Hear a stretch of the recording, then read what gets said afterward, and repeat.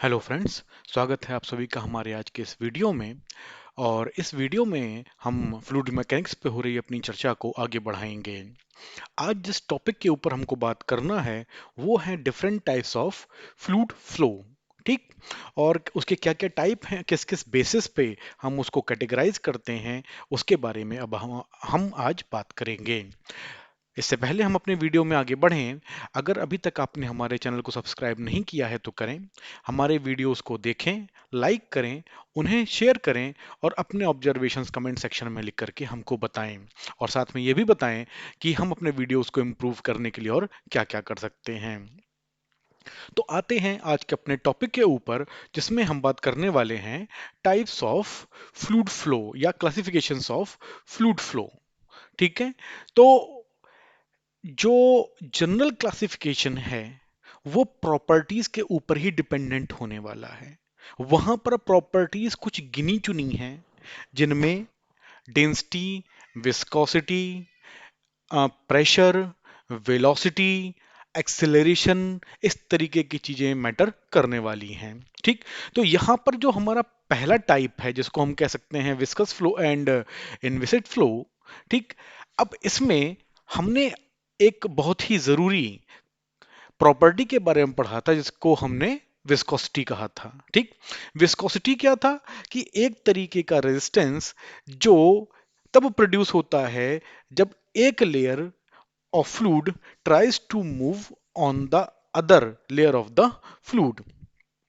मतलब कि जब फ्लूइड की दो अलग अलग लेयर एक दूसरे के ऊपर मूव करने की कोशिश कर रही हैं, तो इंटरनल रेजिस्टेंस जो ऑफर होता है by one layer to the other layer, तो वहां पर विस्कोसिटी डेवलप होती है। और जब विस्कोसिटी डेवलप होती है तो वो उस फ्लो को रोकने की कोशिश करती है। ठीक है। तो यहां पर जो जिस चीज का इफेक्ट सबसे ज्यादा आ जाता है वो है हमारा फ्रिक्शनल इफेक्ट या फिर इंटरनल रेजिस्टेंस। ठीक है। और इस वजह से इस फ्लो को हम यहां पर बोलते हैं विस्कस फ्लो। ठीक। जहां पर विस्कोसिटी या इंटरनल रेजिस्टेंस या फ्रिक्शन अपना रोल प्ले कर रहा है।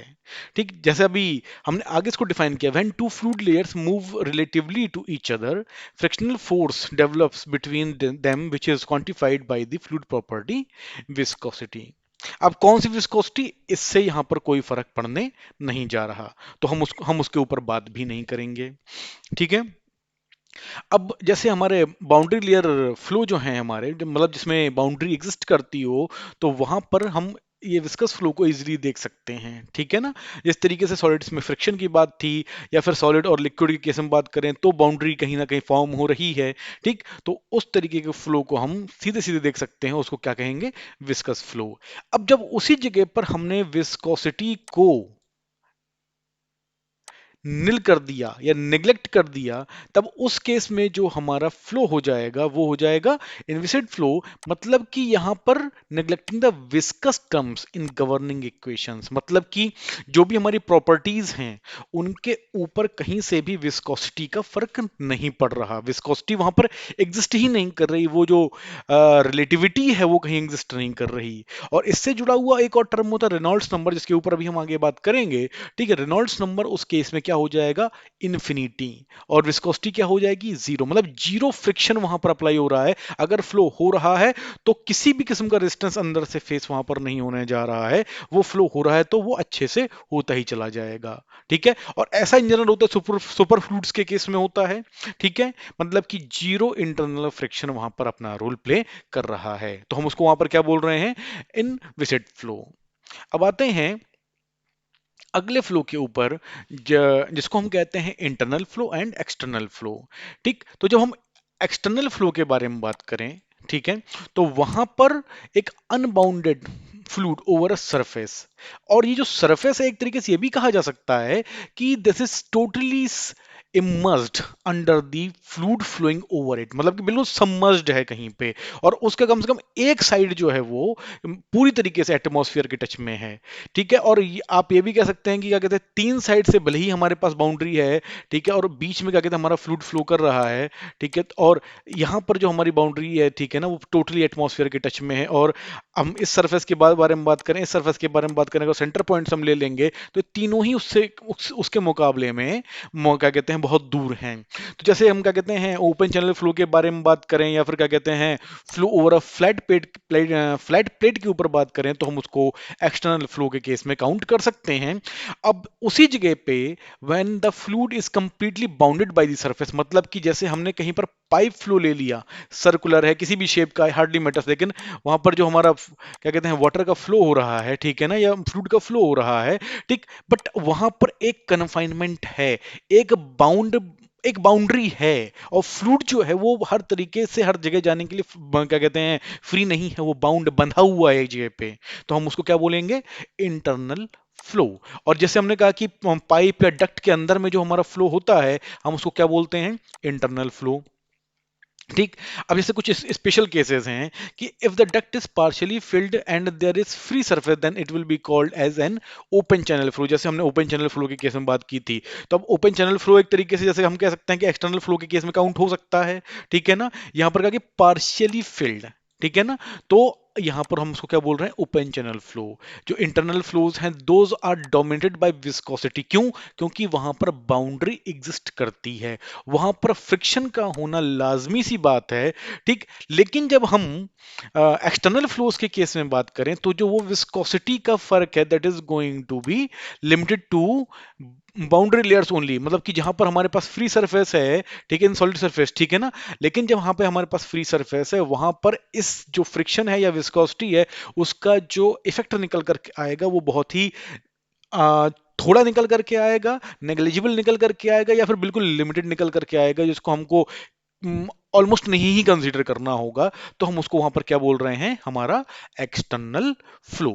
ठीक है, तो इसी क्रम में आगे बढ़ते हैं। अब यहां पे है हमारा compressible flow and incompressible flow.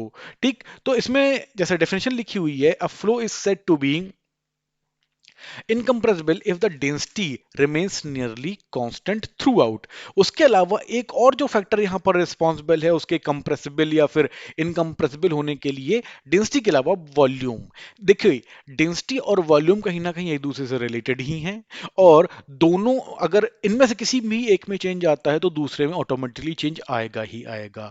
और अगर हम फ्लूइड को के वॉल्यूम को किसी भी तरीके से नहीं चेंज कर सकते, तो ऑटोमेटिकली उसकी डेंसिटी भी किसी भी तरीके से चेंज नहीं होगी, मतलब कि वो that is going to remain nearly constant throughout, और उस केस में जो हमारा फ्लूइड हो जाएगा that is going to be incompressible flow. ठीक है, एक तरीके से आप कह लो कि जो रो है हमारा that is going to be constant. ठीक है, और अगर क्या कहते हैं, अगर हम डेल्टा रो से इसको शो करना चाहें या डेल्टा वी से इसको शो करना चाहें, ठीक है, तो वो हमारा यहां पर जीरो होना चाहिए, मतलब density remains throughout constant. ठीक है, when the density variation during a flow is more than 5%, then it is treated as compressible, मतलब कि वहां पर डेंसिटी का वेरिएशन है, और 5% से ज्यादा अगर हमारी डेंसिटी जो है वो चेंज हो रही है, तो हम उसको वहां पर क्या बोलेंगे, compressible. Because in that case what is going to happen, that delta rho is not going to be equal to zero. ठीक है, तो और जो रो है that is also not constant. ठीक है, इस बात को हमको यहां पर ध्यान में रख करके चलना है। ठीक है, सो अब यहां पे अगर हमारा रो कांस्टेंट नहीं है तो वॉल्यूम भी कांस्टेंट नहीं होगा। ठीक है, इसको हमको ध्यान में रखते हुए चलना है। ठीक है, this correspond to a flow Mach number of point 3 at the room temperature. Mach number जो है वो हमारा इन जनरल सिविल इंजीनियरिंग के लोगों के लिए उतना इम्पोर्टेंट नहीं है, तो हम उसके ऊपर बात नहीं करते। बट यहाँ पर ये चीज़ समझने काबिल है कि जो हमारे लिक्विड्स होते हैं वो नियरली इनकम्प्रेसिबल होते हैं, बिकॉज उनका वॉल्यूम में जो चेंज होता है by the application of anything, ठीक है, उसमें चांसेस कम होते हैं। लेकिन जब गैसेस की हम बात करें तो वो कंप्रेसिबल होती हैं, ठीक है। तो अब जैसे हमारे पास क्या कहते हैं, जो बहुत सारे फ्यूल्स आते हैं और उनको ले जाने वाले टैंकर होते हैं, उसमें लिखा हुआ होता है हाईली इग्निटेबल, मतलब कि क्या कहते हैं, ज्वलनशील, इस तरीके से लिखा हुआ होता है। क्यों? क्योंकि वो होते गैसियस फॉर्म में, उनको भरा गैसियस फॉर्म में जाना होता है, लेकिन इतना ज्यादा प्रेशर उनके ऊपर अप्लाई कर दिया जाता है कि उनकी स्टेट चेंज हो जाती है, वो गैस से लिक्विड में कन्वर्ट हो गए। और वॉल्यूम कितना है उनका, क्या कहते हैं, कंप्रेस कर दिया हमने, up to 600 times, many times. ठीक, अगर उस केस में क्या कहते हैं हमने इतना प्रेशर लगाया कि गैस लिक्विड बन गई, ठीक, और इसलिए क्यों लिखा जाता है कि भाई उसके ज्यादा छेड़छाड़ ना करी जाए। क्यों? क्योंकि अगर थोड़ी सी भी छेड़छाड़ हुई और क्या कहते हैं कहीं से भी कोई लीक शुरू हुआ, तो fluid is going to be converted into gas, और कितना तगड़ा एक्सपेंशन होगा उसके वजह से, कितना तगड़ा ब्लास्ट होगा, ये सोचने सोचने वाली बात है। ठीक है ना? तो जब हम गैसेस के बारे में बात करें तो वो कंप्रेसिबिलिटी समझ में आती है, लेकिन जब हम लिक्विड्स के केस में बात करें तो उनका इनकंप्रेसिबल होना हम इन जनरल एज्यूम करके चल सकते हैं। ठीक, तो इसी क्रम में आगे बढ़ते हैं और आते हैं अपने अगले फ्लो के ऊपर, जो है हमारा लेमिनार और टर्बुलेंट फ्लो। ठीक है, the highly ordered fluid motion characterized by smooth layers of fluid is called laminar flow. जैसे कि हमारे flow of highly viscous fluids होते हैं, इनमें वेलोसिटी हमारी कम होती है, हम उसके ऊपर बात करते हुए चल रहे हैं। अब क्या है कि जब हम लेमिनार के केस में बात करें तो वहां पर जो हमने कहा ना कि एक एक लाइन में चलती चली जा रही हैं, ठीक है, मतलब पार्टिकल्स के हम बारे में बात कर लें, इंडिविजुअल पार्टिकल के बारे में बात कर लें, ग्रुप ऑफ पार्टिकल्स के बारे में बात करें, तो जो पाथ ट्रेस हो रहा है वो होते हुए चल रहा है, और यहां पर किसी भी किस्म की मिक्सिंग की पॉसिबिलिटी नहीं है। ठीक है, जैसे हमने क्या कहते हैं मिक्सिंग के बारे में बात की कि क्या कहते हैं मिक्सिंग की पॉसिबिलिटी नहीं है। ठीक है, तो अब यहां पर क्या है कि ये जो फ्लो हो रहा है दैट इज अंडर विस्कोसिटी, लेकिन जब हम बात करें टर्बुलेंट फ्लो के केस में तो वो अकर कर रहा है because of high high velocities, जिसकी वजह से कहीं ना कहीं वो जो मिक्सिंग यहां पर नहीं हो रही थी वो यहां पर होगी, और अच्छे से होगी। ठीक है ना? तो वहां पर जो है वेलोसिटी फ्लक्चुएशंस होंगे, देखने को मिलेंगे, और इसको हम यहां पर बोलते हुए चल रहे हैं टर्बुलेंट फ्लो। ठीक, अब जैसे the flow that alternates between being laminar and turbulent is called the transitional flow. और इसके लिए क्या चीज जिम्मेदार है? एक डायमेंशनलेस नंबर जिसको हम कहते हैं रेनॉल्ड्स नंबर। ठीक, और क्या कहते हैं this is the main parameter जो डिसाइड करता है कि फ्लो हमारा लेमिनार है या फिर टर्बुलेंट। ठीक, तो जब हम बात करें रेनॉल्ड्स नंबर के केस में, ठीक है, तो जब हम बात करें रेनॉल्ड्स नंबर के केस में, ठीक है, तो रेनॉल्ड नंबर क्या है बेसिकली, जैसे हमने कहा कि एक डायमेंशनलेस नंबर है, ठीक है, और उस डायमेंशनलेस नंबर में जब हम उसके फॉर्मूले को लिखने की कोशिश करें तो क्या है कि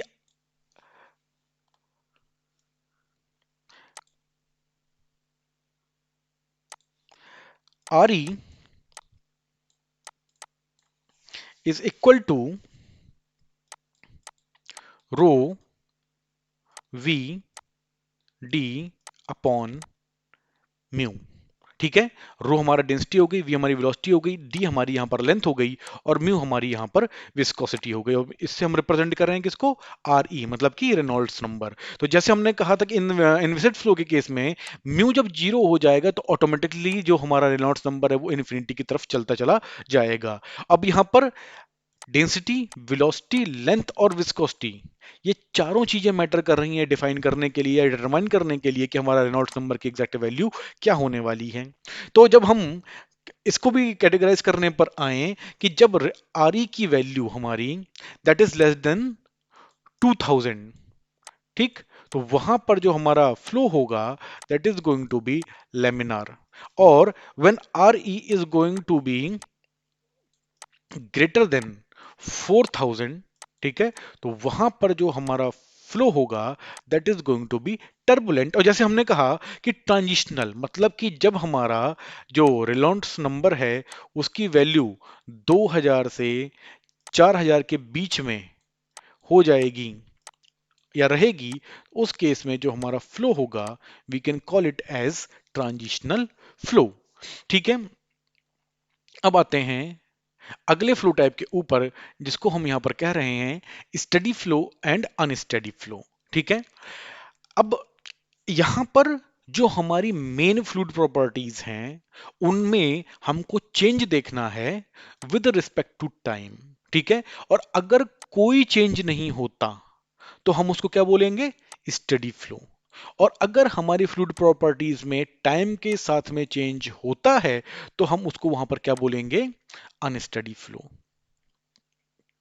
ठीक है, तो जैसे हमने यहां पर किस चीज को लिया, velocity with respect to time, density with respect to time, pressure with respect to time या acceleration with respect to time, और ये जो पूरा चेंज है टाइम के साथ में that is being equal to zero, मतलब कि ये हमारा यहां पर स्टडी फ्लो है। ठीक, और अगर यही जो वेरिएशन टाइम के साथ में आ रहा है और दैट वो वेरिएशन वहां पर कुछ एग्जिस्ट कर रहा है that is not equal to zero, तो वहां पर कौन सा वो हमारा फ्लो हो जाएगा, that is going to be unsteady और ट्रांजिएंट फ्लो।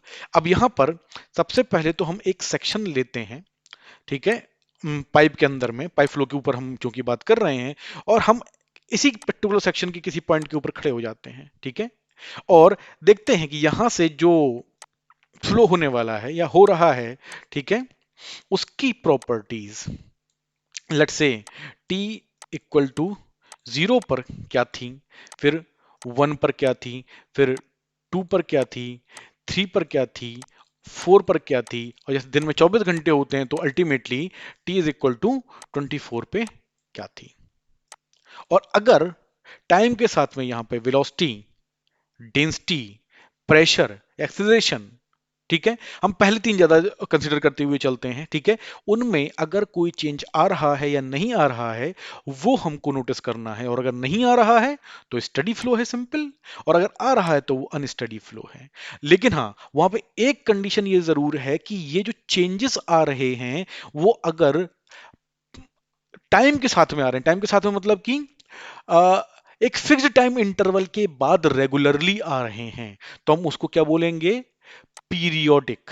ठीक, मतलब कि अनस्टडी फ्लो है जिसमें जो फ्लो ऑसिलेशंस या चेंजेस हैं, ठीक है, that is about study mean, मतलब कि अगर लेट्स से रात को 12 बजे यहां पर वेलोसिटी जीरो थी तो अगले दिन फिर रात को 12 बजे यहां पर वेलोसिटी जीरो होगी।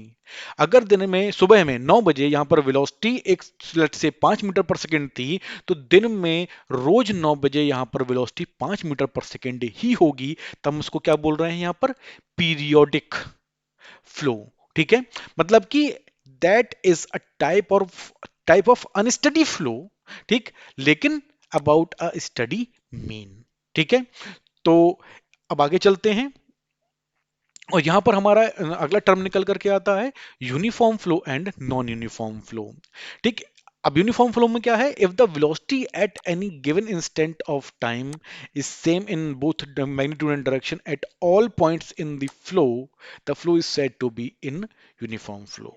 लेकिन अगर velocity changes from point to point in a flow at any given instant of time, it will be described as non-uniform flow। अब इसका क्या मतलब है, यहां पर हमने एक पाइप पे जूम किया और हमको एक क्या कहते हैं, इस पूरे पाइप में जो हमारा फ्लूइड का मोशन है हमको उसके ऊपर बात करनी है। ठीक है, हमने यहां पर t इक्वल टू जीरो पे स्टडी किया, अपनी क्लॉक को रोका हुआ है, और यहां पर भी क्या कहते हैं टी इक्वल टू जीरो पे ही बात कर रहे हैं, तो चाहे वो ये पॉइंट है, ये सेक्शन है, ये सेक्शन है, या फिर ये सेक्शन है, यहां पर वेलोसिटी, यहां पर वेलोसिटी, यहां पर velocity, those should remain same, मतलब कि जैसे हम यहां पर टी के रिस्पेक्ट में अपनी प्रॉपर्टीज को लिख रहे थे, ठीक यहां पर हम उसी चीज को डिस्टेंस के टर्म्स में लिखेंगे, and we have to see whether this is equal to zero or not। if it is equal to zero then it will be called as uniform flow। ठीक, और if it is not equal to zero, ठीक है, then the flow is going to be called as non uniform flow. ठीक है, इस चीज को हमको ध्यान में रखना है। और ये क्या कहते हैं, जो कंडीशन है यूनिफॉर्म फ्लो के या नॉन यूनिफॉर्म फ्लो के लिए, वो जितनी हमने यहाँ पर प्रॉपर्टीज ली हुई हैं, वेलोसिटी, डेंसिटी, प्रेशर, एक्सेलरेशन, इन सब के साथ में अप्लाई होती है, but at a particular time with respect to distance. ठीक है, अब आते हैं अगले पॉइंट के ऊपर। और अगला हमारा टाइप है, that is natural flow and forced flow. In a forced flow the fluid is forced to flow over surface by external means, जैसे कि पंप वगैरह यूज करके, मतलब कि we are forcing it to flow. ठीक, लेकिन जब हम नेचुरल फ्लो के केस में बात करें तो डेंसिटी डिफरेंस है ना, और वो सबसे बड़ा फैक्टर है जिसके लिए वजह से यहाँ पर नेचुरल फ्लो हमारा होता है। ठीक है ना, जैसे कि हमारे ओपन चैनल्स में हम कह सकते हैं, यार the buoyancy plays an important role. For example, warmer fluid rides in a container due to density difference. ठीक है ना, तो अपने आप वो टेम्परेचर डिफरेंस कह लीजिए या जो डेंसिटी डिफरेंस कह लीजिए, उसकी वजह से अपने आप फ्लो हो रहा है। हमको उसको क्या कहते हैं, एक्स्ट्रा मीन या पंपिंग करके उसको फ्लो करने के लिए फोर्स नहीं करना है। तो ये एक डिफरेंस हो गया नेचुरल फ्लो और फोर्स फ्लो के बीच में। अब आते हैं अगले टाइप के ऊपर, और यहाँ पर जो हमारा अगला टाइप है वो है हमारा one dimensional, two dimensional and three dimensional flows. ठीक है, मतलब कि जब हम कहें ऑल दीज टर्म्स, जैसे one dimensional, two dimensional, three dimensional flows के बारे में बात करी, that refers to the number of space coordinated required to describe a flow. मतलब कि हमने ये एज्यूम किया हुआ कि जो हमारा स्पेस है, physical flow, that is generally in three dimensions, X, Y and Z. ठीक, लेकिन हम क्या कहते हैं, तीनों डायमेंशंस को एक साथ लेकर के चलें, तो वहां पर हमने क्या कहते हैं, सारी इक्वेशंस मिलना, उनका आपस में क्या कहते हैं, कैलकुलेशन होना। ठीक है, तो that is going to be difficult. ठीक है, और अगर क्या कहते हैं हम उसको समहाउ सिंप्लीफाई कर ले जाएं, तो हमारे लिए हर डायरेक्शन में सारी प्रॉपर्टीज को कैलकुलेट करना, उसके बारे में पता करना हमारे लिए आसान हो जाएगा, जो हमारी कैलकुलेशंस को आसान करेगा को, और फिर आगे चल के कहीं ना कहीं हमारी डिजाइनिंग को भी आसान करेगा। ठीक है, this is achieved by ignoring changes of flow in any of the directions, दस रिड्यूसिंग द कॉम्प्लेक्सिटी। मतलब कि किसी भी एक डायरेक्शन में अगर हमने क्या कहते हैं जो चेंजेस हैं उनको इग्नोर कर दिया, ये मान लिया कि वहां पे कोई चेंज नहीं हो रहा है, तो कहीं ना कहीं जो हमारे अननोन्स होंगे अपने आप कम हो जाएंगे। तो जो हमारी इक्वेशंस बननी चाहिए अननोन्स की, वो क्या कहते हैं ऑटोमेटिकली कम हो जाएंगी, जिस वजह से हमको कैलकुलेशन करने में और इक्वेशन बनाने में आसानी हो जाएगी। ठीक है, क्वाइट पॉसिबल कि हम एक थ्री डी फ्लो को कन्वर्ट कर दें एक टू डी फ्लो में, और उसके बाद हम उसको फर्दर कन्वर्ट कर दें वन डी फ्लो में। ठीक, जिससे कि हमारी कैलकुलेशंस फर्दर आसान हो जाएं। तो यहाँ पर जब हम one D, two D, three D dimensional flow के केस में बात कर रहे हैं, तो अगेन प्रॉपर्टीज वही हैं जिनके ऊपर हमने स्टडी फ्लो के केस में बात की हुई है, चाहे वो वेलोसिटी हो, चाहे वो डेंसिटी हो, चाहे वो हमारा प्रेशर हो। तीनों ही चीजें वहां पर हमारे लिए कंसीडर करने काबिल हैं, कि जब हम वन डी फ्लो में, टू डी फ्लो में या थ्री डी फ्लो में बात कर रहे हैं, ठीक, किसी भी कंडीशन में वेलोसिटी, डेंसिटी और प्रेशर तीनों चीजें कंसीडर करके चलनी है। और अगर हम तीनों डायमेंशन में एक साथ लेकर के चलते हैं और ये तीन ही प्रॉपर्टीज कंसीडर करके चल रहे हैं, तो हमारे टोटल अननोन्स वहां पर 9 हो जाते हैं, जिसके लिए हमको कैलकुलेशन करना मुश्किल पड़ता है। इसलिए अगर हम एक डायमेंशन को एक टाइम में या मैक्सिमम दो डायमेंशन को एक टाइम में लेकर के चलें, तो वो कहीं ना कहीं हमारे लिए इजी पड़ेगा, कन्वीनियंट पड़ेगा। अब पहले तो हम एग्जांपल देखते हैं कि वन डायमेंशनल फ्लो का एग्जांपल क्या है। ये हमारे पास एक सर्कुलर पाइप है जिसमें हमारा फ्लूइड फ्लो करने वाला है, जिसके लिए हम अभी जो फॉर्मूला है वो आने वाले क्या कहते हैं वीडियोस में देखेंगे।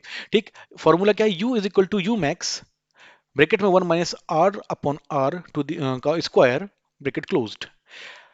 ये जो स्मॉल आर है वो सेंटर से किसी भी पॉइंट की डिस्टेंस है विच कैन चेंज,